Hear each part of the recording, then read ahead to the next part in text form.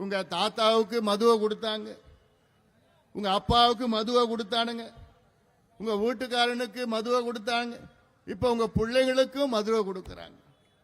இந்த மதுவை மட்டும் இல்ல, கஞ்சா, அந்த போதை பொருள், போதை ஊசி, போதை மாத்திரை, cocaine, heroin, LSD, methyl amphetamine, fentanyl, இதெல்லாம் வெள்ளக்காரன் பயன்படுத்துகின்ற போதை பழக்கம்.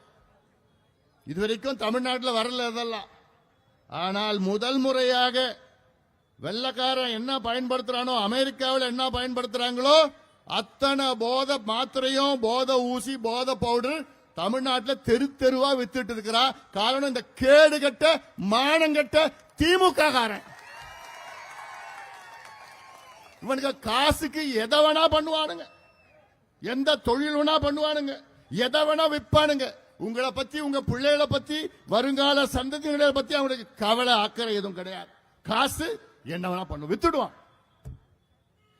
அதனால்தான் நான் சொல்றேன், இன்னைக்கு அதிமுக தலைமையிலான கூட்டணிக்கு போனதுக்கு காரணமே இந்த கேடுகட்ட திமுக ஆட்சியை விரட்டி அடிக்க வேண்டும், அகற்ற வேண்டும். வந்துடுச்சு, இன்னும் 2 மாசம் தான் பொறுத்துங்க, பல்ல கடிச்சுங்க.